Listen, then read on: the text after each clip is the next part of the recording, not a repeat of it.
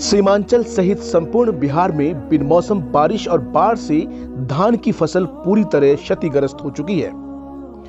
Covid और lockdown की मार झेल रहे किसानों के लिए उनकी फसलों की बर्बादी नस्लों की बर्बादी से कम नहीं, क्योंकि सीमांचल के किसान मुख्य रूप से धान की फसल पर मुनहसर हैं। जब फसल ही नहीं बची तो वो खाएंगे क्या, अपने बच्चों को खिलाएंगे क्या? कुदरत के सामने नतमस्तक किसान अब सरकार से मुआवजे की उम्मीद लगाए बैठी है। क्या बिहार की नीतीश सरकार पीड़ित किसानों को उचित मुआवजा देगी? क्या हमारे रहनुमा हमारी समस्याओं को हमारे दर्दों के साथ रियासती सरकार को सुना सकेगी? टीम गांव मोहल्ला ने इस संबंध में सीमांचल के मुख्तलिफ रुकन असेंबली यानी विधायकों से विशेष वार्तालाप की। देखिए एक्सक्लूसिव रिपोर्ट। असेंबली की मीटिंग भी थी और सदर जमहूरिया की आमद भी थी। कई ज़रूरी काम भी थे। मैं पटने में था, परसों गया ही था इलाके से, और कल रहा पटने में। मैंने वज़ीर आला को, आपदा मंत्री को और फ्लड मिनिस्टर को, तीनों को जाकर यहाँ की सूरत हाल से वाकिफ़ कराया है। अभी डिपार्टमेंट एग्रीकल्चर डिपार्टमेंट की तरफ से भी, फ्लड के तरफ से भी और डिजास्टर यानी आपदा की तरफ से भी डायरेक्शन आया हुआ है।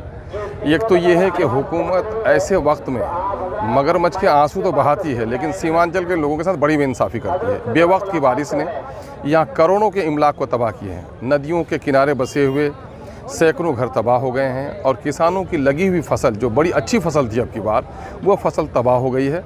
फसल का मुआवजा लोगों को मिले, जिन लोगों के घर गिरे हैं या सड़े हैं उनको उसका मुआवजा मिले, और इस तरह की तबाही से निजात के लिए सरकार कोई पॉलिसी बनाए, इसके लिए हम लोग लगातार कोशिश कर रहे हैं। पिछले 2-3 सालों से मैं देख रहा हूं कि सरकारी आपदा नियमावली है, उस नियमावली के मुताबिक भी लोगों को मुआवजा नहीं दिया जा रहा है। उस पर मुसलसल हम लोगों की लड़ाई जारी है। बहरहाल अभी गम की महफिल में इंशाल्लाह बात करेंगे।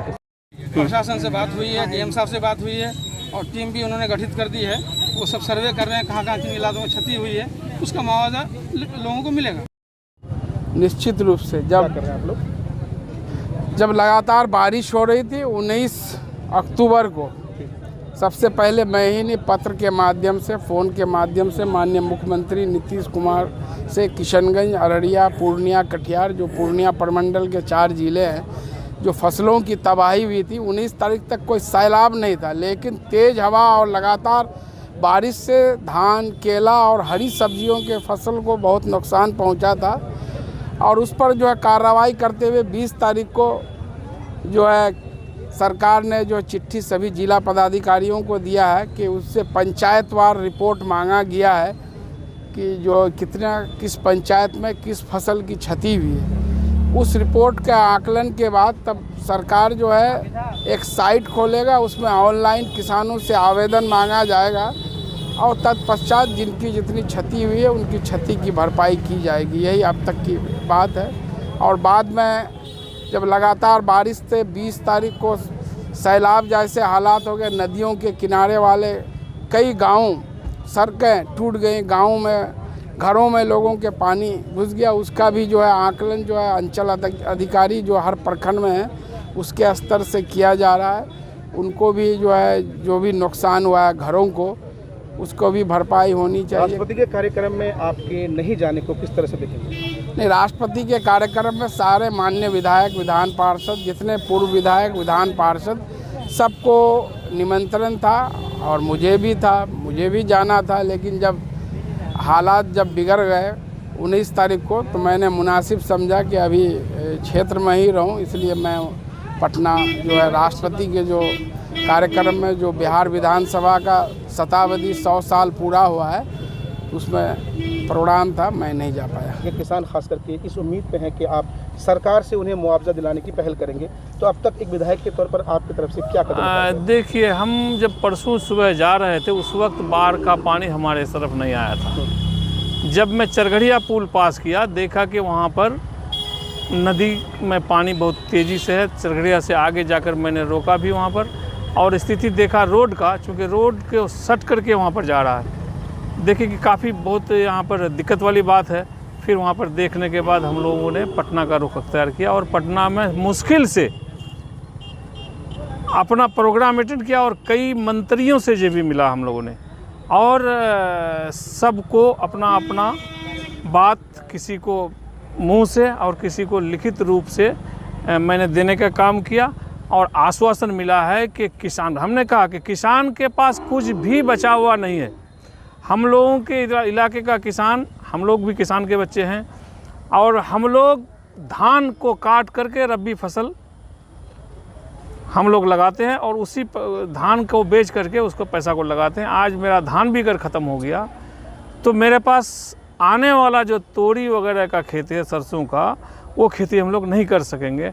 लिहाजा हम लोगों ने हर जगह अपना दस्तक पहुंचा दिया है, लगा दिया है और पुरजोर अपील भी किया है सरकार से, सरकार के मंत्रियों से, और भरोसा भी दिया है कि हाँ हम लोग इसको देखते हैं।